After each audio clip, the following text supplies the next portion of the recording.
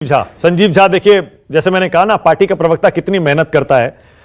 पूरे लगभग 40, 42, 45 मिनट हो गए हैं और संजीव झा एक पोस्टर लेकर लगातार ये देखिए बैठे हुए हैं। इसीलिए मैंने शुरू में इनको फुल स्क्रीन लाकर दिखा दिया कि आम आदमी पार्टी का आज की डिबेट में संदेश क्या होने वाला है। संजीव, मैं आपसे कोई सवाल नहीं पूछूंगा, पहले आप कहिए आपको क्या कहना है, बोलिए।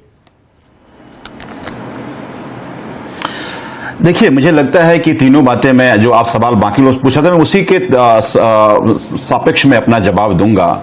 आप ये कह रहे हैं, बिल्कुल ठीक बात है कि आज संजय सिंह जेल से बाहर आए हैं। क्या गलती थी उनकी? क्योंकि वो सदन में अदानी जी और मोदी जी की गठजोड़ की बातें बहुत जोर से बोलते रहे, तो आवाज को बंद करने के लिए जेल में भेज दिया।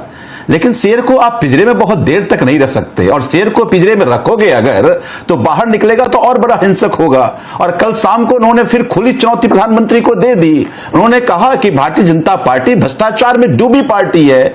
आज भ्रष्टाचारियों का जगह भारतीय जनता पार्टी में हो गई। अब बीजेपी का मतलब हो गया कि भ्रष्टाचारी जो है उनको भ्रष्टाचारी को जोड़ो पार्टी बन के रह गई है। आज ही देखिए ना, एक रिपोर्ट में किसी न्यूज़पेपर में पढ़ रहा था, 25 ऐसे बड़े नेता जिस पर 2014 से ईडी की जांच चल रही है, उसमें से 23 बीजेपी के नेता 23 बीजेपी में शामिल हो गए। तो आप कह रहे हैं ना कि पार्टी में कैसे आ जाते हैं? इसी तरह आ जाते हैं ना। देखिए, 4-5 तौर तरीके हैं इनके। पहला तरीका है कि आपको बड़े बड़े सपने दिखाएंगे। कई लोग सपने देखकर आ जाते हैं। अगर सपने से नहीं माने, मैं विधायक हूं और मैं इससे ज्यादा हमसे बड़ा गवाह कोई दूसरा हो नहीं सकता, अगर सपने में नहीं आए तो फिर आपको कोशिश करेंगे, खरीदने की कोशिश करेंगे। अगर आप नहीं बिक पाए तो फिर डराने की कोशिश करेंगे कि एजेंसी का रेड हो जाएगा, फलाना हो जाएगा, जो हमारे साथ आजकल हो रहा है। अगर उसमें भी नहीं आए तो एक नोटिस आ जाएगी आपके पास। नोटिस में बीजेपी में शामिल हो गए तो ठीक है, अगर नोटिस के बाद भी शामिल नहीं हो पाए बीजेपी में, फिर रेड होगा।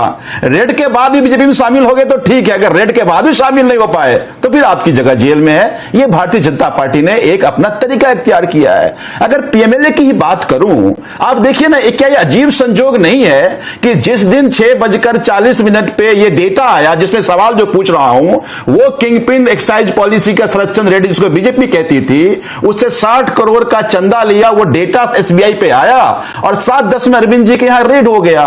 तो क्या ये नैरेटिव कहीं बदलने की कोशिश तो नहीं थी कि जो सनसनीखेज डेटा आ रहा है? अब मेरा छोटा सा सवाल, आपने जिस तरफ इशारा किया सेल कंपनी से नहीं, जो आपने इशारा किया, मुझे लगता है आपको उतना ही मुझे मौका शाजिया दूंगा 1 सेकंड, अभी मौका दे। संजीव, आपने, हाँ शाजिया दे रहा हूं, अभी आ रहा हूं, इसके बाद बहुत सारी चीजें आ रहा हूं शाजिया, दे रहा हूं मौका। शाजिया 1 सेकंड, शाजिया आपको पता है एंकर का काम कितना मुश्किल होता है।